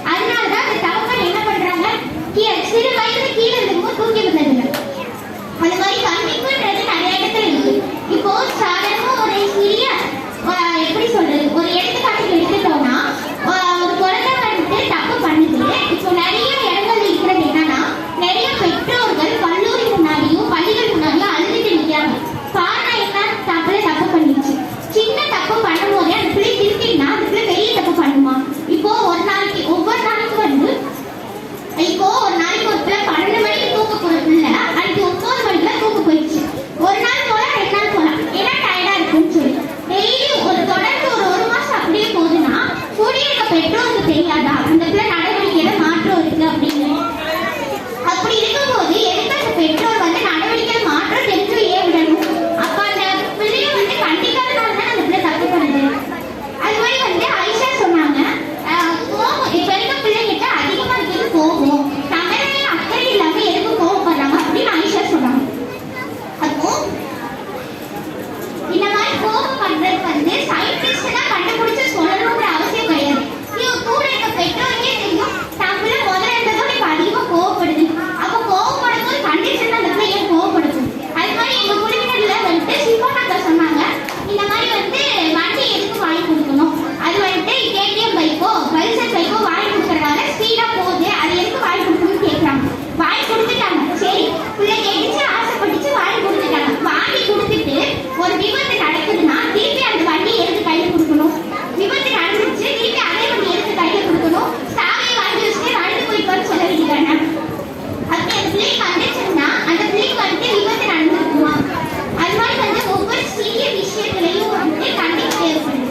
இப்போ ரஷ்மில வந்துட்டு எப்பயுமே அவங்க ஹஸ்பண்ட் சென்டர்ல சேட்டை பண்ணும்போது வந்து இப்போ நம்மளாம் பிள்ளைங்க சேட்டை பண்ணா கெட்ட வார்த்தை சொல்லி திட்டுறோம், நிறைய அவங்க மனசு வேதனை பண்ற மாதிரி திட்டுறோமா? ஆனா வந்து ரஷ்மில எப்படி திட்டுறோம்னா, ஏய் நீ ஆடிமா இருப்பா, நீ ஹாப்பியா இருப்பா அப்படி சொல்லி திட்டுவாங்க. அப்போ கண்டிப்பாலையும் ஒரு அக்கறை ஒரு அன்பு இருந்துச்சு அவங்க வார்த்தையில. அது மாதிரிதான் வந்து ஒரு மனிதர் ஒரு சின்ன குழந்தை இருந்துச்சா, அந்த குழந்தை என்ன பண்ணுச்சுன்னா சமைச்சு வச்ச சாப்பாடுல மண்ணை தூக்கி போட்டுருச்சான்.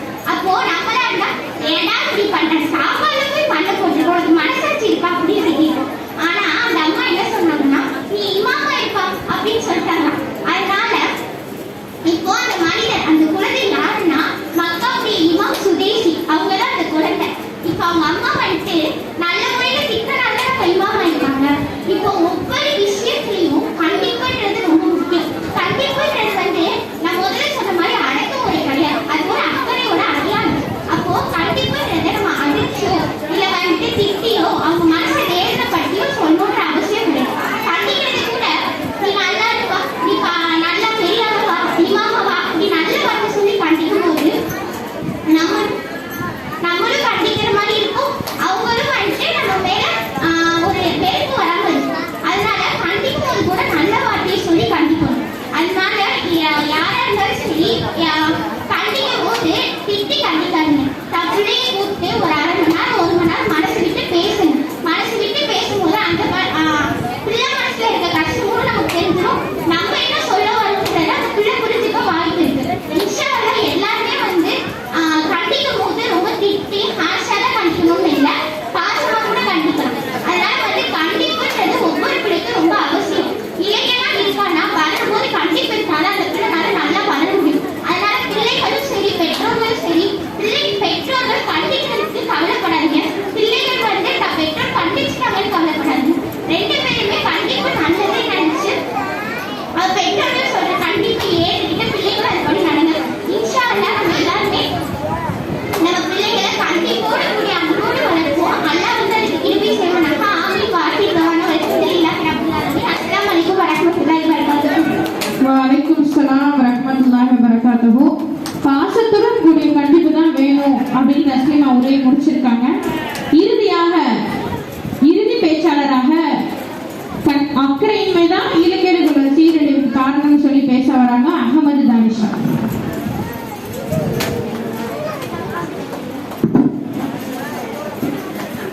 அஸ்ஸலாமு அலைக்கும் வரஹ்மத்துல்லாஹி தஆலா வபரகாத்துஹு.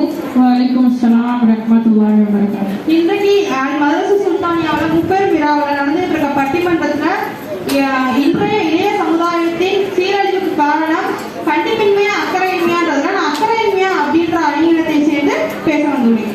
இப்போ எடுத்தவொடனே நம்ம ராபியம்மா சொன்னாங்க, ஸ்கூல் போற குழந்தைங்க வந்துட்டு பொய் சொல்லிட்டு போறாங்க, அந்த குழந்தைங்களை வந்துட்டு அவங்க பேரண்ட்ஸால கண்டிக்க முடியாதா அப்படின்னு கேட்டாங்க.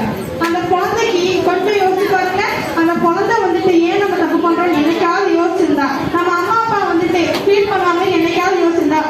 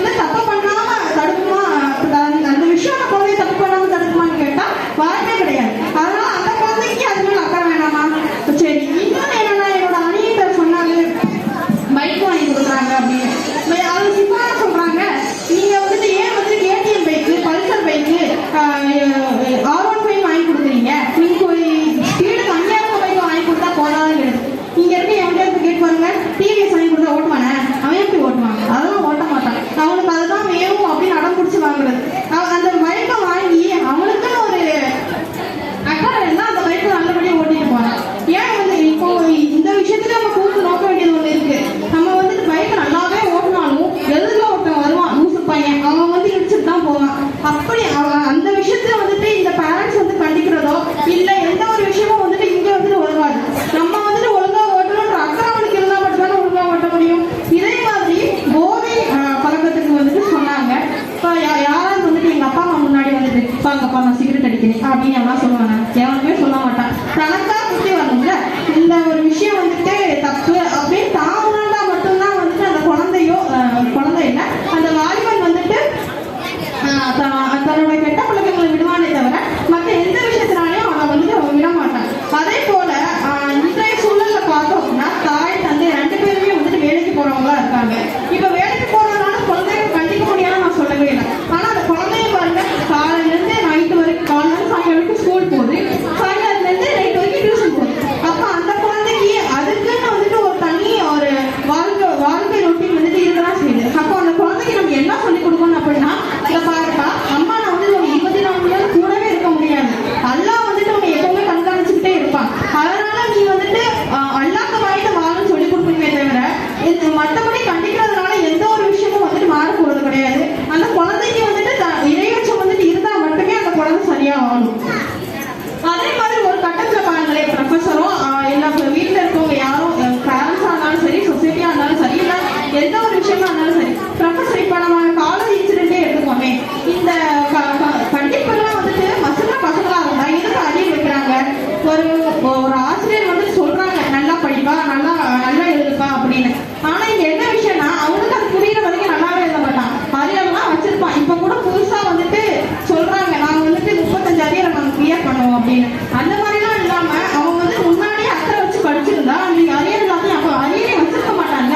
அப்போ இங்க என்ன தெரியுது அப்படின்னா, யார் வந்துட்டு கம்பல் பண்ணாலும் ஒரு கட்டத்துல அந்த குழந்தைக்கு வந்துட்டு அதுவா புரிஞ்சா மட்டும்தான் அவன் வந்து நல்லா படிப்பான், நல்லா இருப்பான், நல்லா வந்துட்டு வாழ்வானே தவிர எந்த ஒரு கண்டிப்பு அப்படிங்கிறது தேவை என்னன்னு நான் சொல்ல மாட்டேன். ஒரு குழந்தைக்கு கண்டிப்பு தேவைதான். அதே வந்துட்டு அது வளர்ந்ததுக்கு அப்புறமும் நீங்க வந்துட்டு அந்த கண்டிப்பை வந்துட்டு கொடுத்துக்கிட்டே இருக்கணும் அப்படிங்கிறது வந்துட்டு ரொம்ப என்னைய பொறுத்த வரைக்கும் தப்பான விஷயம். ஏன்னா அந்த குழந்தைக்கு அந்த ஒரு ஆணோ பெண்ணோ அவங்க மீது அவங்களுக்குன்னு வந்துட்டு ஒரு அக்கறை வேணும். அதே மாதிரி இப்போ உள்ள வாய்ப்புகளையோ இல்லை மற்ற குழந்தைகளையும் பாருங்களேன், நான் என்ன போறேன் தெரியாமலே இருக்குது. இந்த குழந்தைக்கு வந்துட்டு ஒவ்வொரு விஷயமும் வந்துட்டு அவங்க பேரண்ட்ஸ் வந்து கொடுத்துக்கிட்டே இருக்கணும், பெற்றோர்கள் கொடுத்துக்கிட்டே இருக்கணும். ஏன் நினைக்கிறீங்க?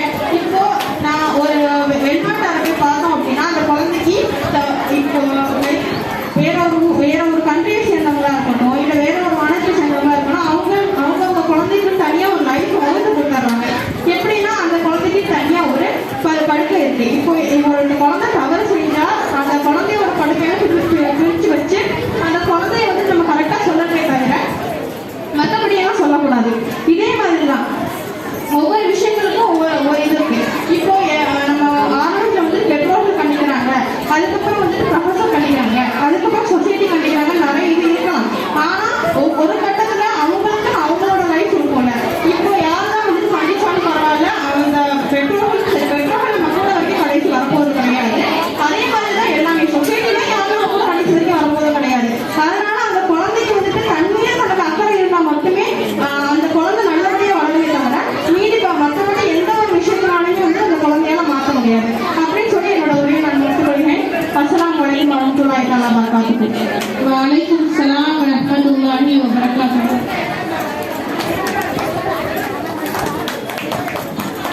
இப்போ தீர்ப்பு வழங்க வேண்டிய நேரம். அல்ஹம்துலில்லாஹ் 2 அணியினருமே வந்து அவங்களுடைய பாயிண்ட்களை, கருத்துக்களை நல்ல முறையில் எடுத்து வச்சாங்க.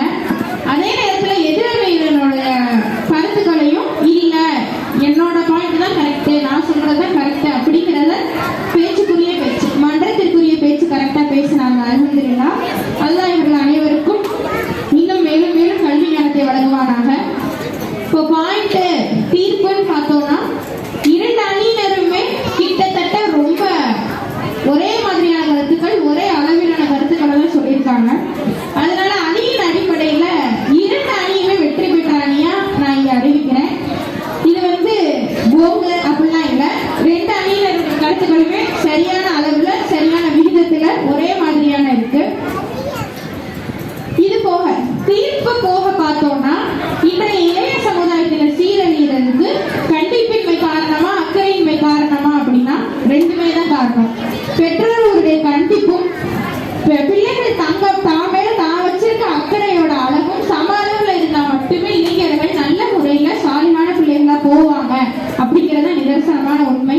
இங்க இருக்கிற பெற்றோர்கள் எல்லாரும் அவங்க பிள்ளைகளை ஒரு ஃப்ரெண்ட்லியான முறையில தோல்வியில கை போட்டு பேசுற அளவுக்கு கண்டிப்பையும் அதை மிஸ்யூஸ் பண்ணாத, அதை துஷ்பிரயோகம் பண்ணாத அளவுக்கு பிள்ளைகளும் இருக்கணும்.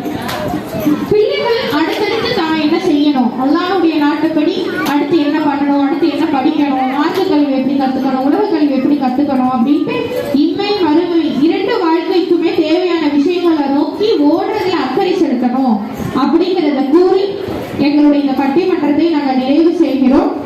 அஸ்ஸலாமு அலைக்கும் வரஹ்மத்துல்லாஹி வபரகாத்துஹு.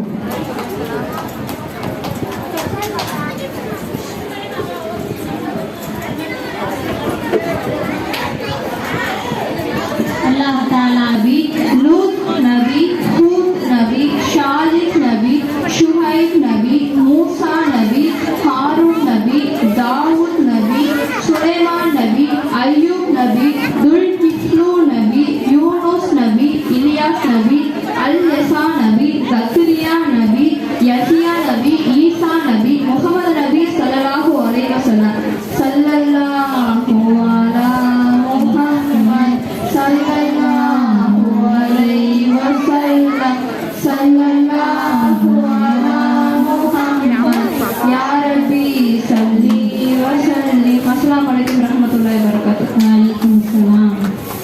அடுத்ததாக நமது மாணவிகளான தஸ்லீம், ஷௌகத், அஸ்மால் ஹுஸ்னா அல்லாஹ்வின் திருநாமத்தின் பெயர்களை சொல்ல வருகிறார்கள்.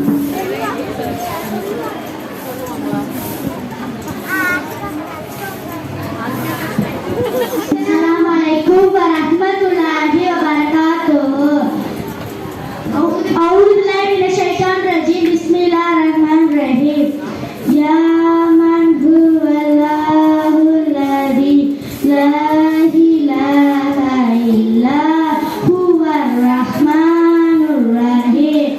Al-malikul quddus as-salamul mu'minul muhaiminul aziz al-jabbar al-mutakabbirul khaliqul bari'ul musaffirul kafar al-kahharul waqqahul razzaqul fattahul alim al-qabilul basitul hafilul rafiul muzaidul mudi samiul azirul ahamul al-latiful hafif al-halimul alim al-kafurul syahur al-aliyul kabirul al-kulul mukim al-hasibul jalil al-karimul rahim.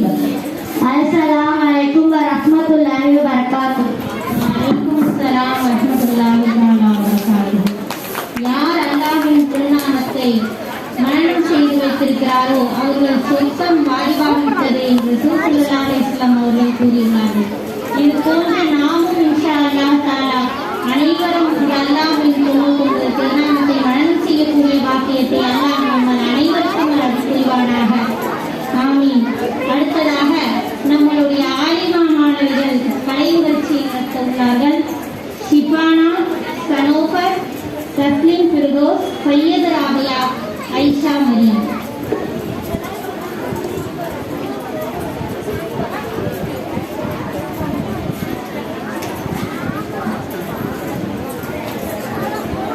காட்சி 1. ஒரு முஸ்லிம் இன்னொரு முஸ்லிமுக்கு செய்ய வேண்டிய 5 கடமைகள். அஸ்ஸலாமு அலைக்கும் வரஹ்மத்துல்லாஹி வபரகாத்துஹு. ஐஷா வலைக்கும் அஸ்ஸலாம் வரஹ்மத்துல்லாஹி தஆலா வபரகாத்துஹு. ஷிஃபானா, ஆமா ஷிஃபானா. சலாமிற்கு பதில் கூறுவது. என்ன ஐஷாக்கா, வீடெல்லாம் ஒரே குப்பையா இருக்கும். ஆமாப்பா, ஒரே டஸ்ட். இரு அல்ஹம்துலில்லாஹ். எர்ஹமுக்கல்லாஹ். ஹதீஸுல்லாஹ் வ யுஸ்லிக் பாரக்கும். துப்புவதற்கு மறுமொழி கூறுவது. என்னம்மா ஷிஃபானா, திடீர்னு இந்த பக்கம்? இன்ஷா அல்லாஹ் அடுத்த வாரம் அம்மா உம்ரா செய்ய போறாங்கக்கா. உம்ரா விருந்துக்கு எல்லாரும் குடும்பத்தோட வந்துருங்கக்கா. இன்ஷால்லா கண்டிப்பா வந்துடுறோம்மா. விருந்தழைப்பை ஏற்றுக்கொள்வது. தஸ்லீமா இருமிட்டே இருக்க, உடம்பு சரியில்லையா? ஆமாக்கா, 2 நாளா எனக்கு காய்ச்சலா இருக்கு. இருமலா வேற எனக்கு துவா செய்யுங்கக்கா. இன்ஷா அல்லாஹ் துவா செய்றேம்மா, அல்லாஹ் லேசாக்கி தருவான். நோயாளியை நலம் விசாரிப்பது. என்ன ஆயிஷாக்கா, பக்கத்துல கத்தீஜாக்கா வீட்டுல ஏதோ மவுத்தாமே, வாங்க என்னன்னு போய் விசாரிச்சுட்டு வந்துடலாம். அப்படியா? மவுத்து அக்கா, சரி வாங்க, அப்படியே நானும் வந்ததோட போய் மவுத்து விசாரிச்சுட்டு வந்துடுவோம்.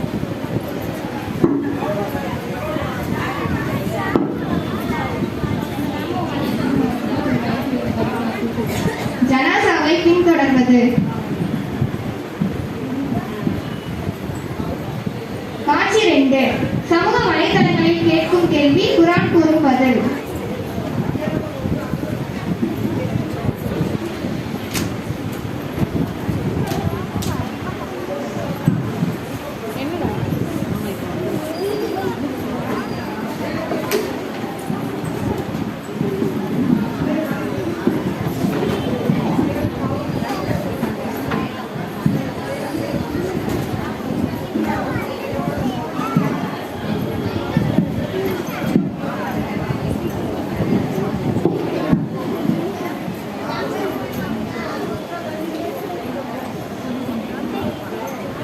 அஸ்ஸலாமு அலைக்கும் ஷிஃபானா. அஸ்ஸலாமு அலைக்கும் ஆயிஷாக்கா. வலைக்கும் அஸ்ஸலாம். இங்க பாத்தியா ஷிஃபானா, இந்த சோசியல் மீடியால என்னென்ன போட்டிருக்காங்கன்னு? என்னக்கா சொல்றாங்க? இங்க பாரு, இது என்ன சொல்றாங்க இஸ்லாத்தை பத்தி.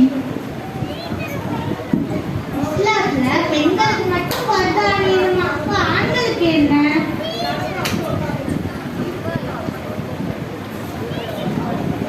குர்ஆன்ல என்ன சொல்லியிருக்காங்கன்னு பார்ப்போம். நம்ம சோசியல் மீடியா சொல்றத மட்டும் நம்பிட்டு நம்ம எதையுமே கேட்கக்கூடாதுக்கா. குர்ஆன்ல என்ன அல்லாஹ் சொல்லியிருக்கான்றத பார்ப்போம்மா.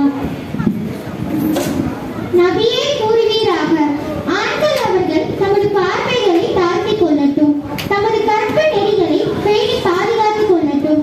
இதுவே அவர்களுக்கு தூய்மையானது. அவர்கள் செய்வதே அல்லாஹ் நன்கு அறிந்தவன்.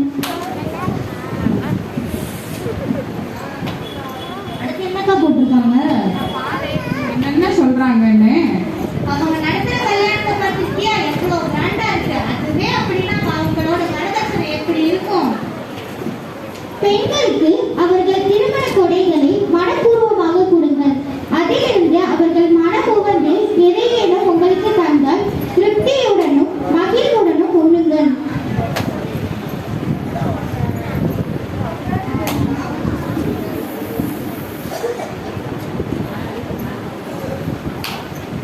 அவங்க இதுல கல்யாணம் பண்ணி கொடுத்துட்டாங்கன்னா ஆண்கள் உழைப்பாங்களா, பெண்கள் மட்டும் சமைப்பாங்களாம்பா? உங்களில் சிலரை விட சிலரை அல்லாஹ் சிறப்பித்திருப்பதில் பேராசைப்படாதீர்கள். ஆண்களுக்கு அவர்கள் சம்பாத்தியத்திற்கான பங்கு உண்டு, பெண்களுக்கும் அவர்கள் சம்பாத்தியத்திற்கான பங்கு உண்டு. அல்லாஹ்விடம் அவனது அருளை கோருங்கள். அல்லாஹ் ஒவ்வொரு பொருளையும் நன்கு அறிந்தவனாக இருக்கிறான். சில நாட்டுல இஸ்லாத்துல பெண்கள் கூட சொத்து உரிமை உண்டுன்னு சொல்றாங்க. ஆனா இஸ்லாத்துல பெற்றோரும் உறவினரும் விட்டு சென்றதில் ஆண்களுக்கும் பங்கு உண்டு. மேலும் பெற்றோரும் உறவினரும் விட்டு சென்றதில் பெண்களுக்கும் பங்கு உண்டு. அது குறைவாக இருந்தாலும் சரி, கூடுதலாக இருந்தாலும் சரி, அது கடமையாக்கப்பட்ட பங்கீடாகும். இந்த சோசியல் மீடியாலாம் தூக்கி போட்டுருக்காங்க. இதை எடுத்து வாசித்து பாருங்க. இறைவேதம் அல்லாஹ் இதுல எல்லாத்துக்கும் பதில் வச்சிருக்கான். இனிமேல் இந்த போன் பாக்குறதெல்லாம் இன்ஷா அல்லாஹ் கண்டிப்பாம்மா. காட்சி 3. மணப்பெண்ணின் அனுமதி இல்லாமல் திருமணம் முடிக்க இஸ்லாத்தில் தடை.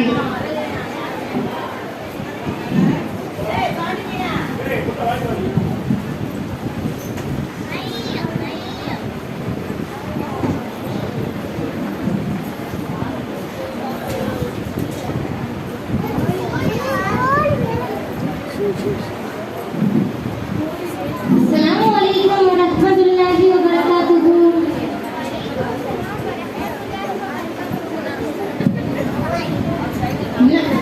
என்ன தஸ்லீமா, அடுத்து கல்யாணம் உனக்குதான் போல. நல்லா கேள்வி ஷிஃபானா, கல்யாணமே வேணாம்னு சொல்லிட்டு இருக்கா. என்ன தஸ்லீமா இப்படி சொல்ற? நபி ஸல்லல்லாஹு அலைஹி வஸல்லம் அவங்க என்ன சொல்லியிருக்கிறாங்க?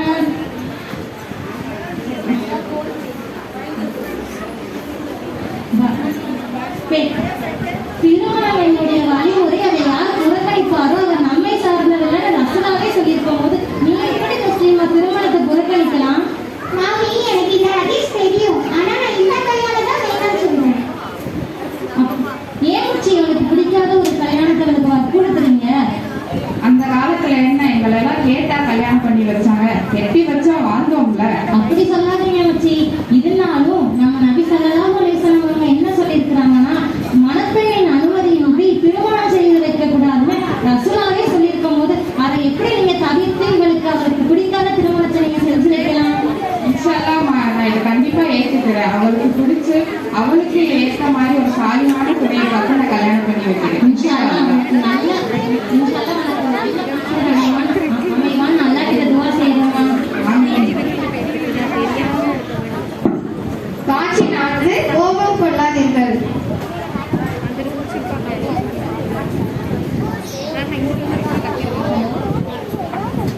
ஹலோ, நாளைக்கு காலேஜ்ல என்ன ஓகே நான் வந்துடுறேன்.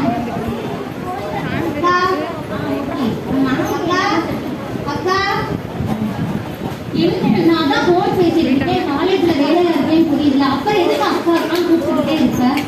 சின்ன வயசுல கோபம் ரசூலா என்ன சொல்லியிருக்காங்கன்னா, கோபம் வரும்போது அதை வெளிக்காட்டுறது உண்மையான வீரன் கிடையாது. கோபத்தை அடக்கி கொள்பவன் தான் உண்மையான வீரன் என்று ரசூலாவே சொல்லியிருக்காங்க. என்னாலதான் ஒரு கோபம் வந்தா அது உடனே அதை வந்து அடக்க முடியாது, அதை வெளிக்காட்ட தான் முடியும்னு உனக்கே தெரியாதா? இந்த கோபத்தை கட்டுப்படுறதுனால என்னதான் செய்யறதோ தெரியல. கோபம் வந்து சைத்தானோட தாக்கத்தினால ஏற்படுது. கோபம் வரும்போது நீங்க ஒன்று செஞ்சுக்கோங்க. இன்ஷா அல்லாஹ் இனிமேல் என்னுடைய கோபத்தை குறைக்கிறதுக்கு நான் என் கோபத்தை குறைக்க முயற்சி செய்யறேன். இனிமேல் கோவப்படாம இருக்கணும்.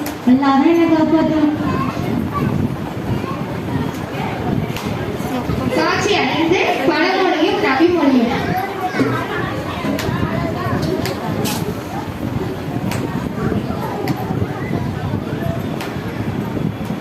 என்ன ரசிமா தூக்காளியை தூக்கிட்டு எங்க போய்கிட்டு இருக்க?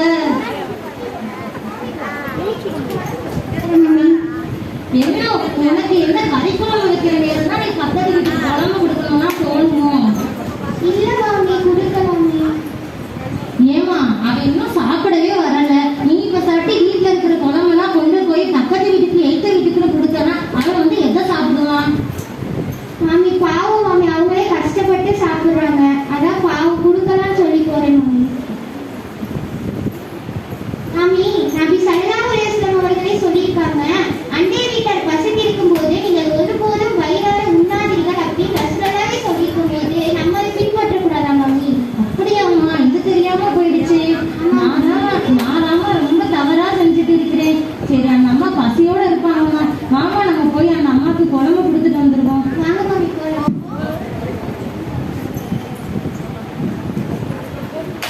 அஸ்ஸலாமு அலைக்கும் வரஹ்மத்துல்லாஹி வபரகாத்துஹு. இந்த காட்சியை கண்டது போலே அனைவரும் விளங்கி இதை கண்டது போல வாழ்க்கையில் நடக்க அல்லாஹ் உங்களுக்கும் எங்களையும் ஆக்கி அருள் புரிவான் என கூறி இந்த கலை நிகழ்ச்சி நான் முடித்துக் கொள்கிறேன். அஸ்ஸலாமு அலைக்கும் வரஹ்மத்துல்லாஹி வபரகாத்துஹு. நாரே தக்பீர், நாரே தக்பீர். மரியாதைக்குரிய தலைமை பேராசிரியை உசூலுல் ஹசனா அறந்தாங்கி மதரசாவுடைய பேராசிரியை சுமையா ரமலான் ஆலிமா அவர்கள் பேசுவதை கேட்பதற்காக அவங்களுடைய தாயார் வந்திருக்கிறாங்க. அவங்களும் மிகப்பெரிய ஆலிமா. அப்படி மகனார் வந்திருக்கிறாங்க, அவங்க மருத்துவர். 2 பேருமே அவங்களுடைய பேச்சை கேட்கணுன்றதுக்காகவே இந்த இடத்துக்கு வந்திருக்கிறாங்க. அவர்களையும் இந்த சபையின் சார்பாக வரவேற்பதில் மகிழ்ச்சி அடைகின்றோம். ஆலிமா அவர்களை பேசுமாறு அன்புடன்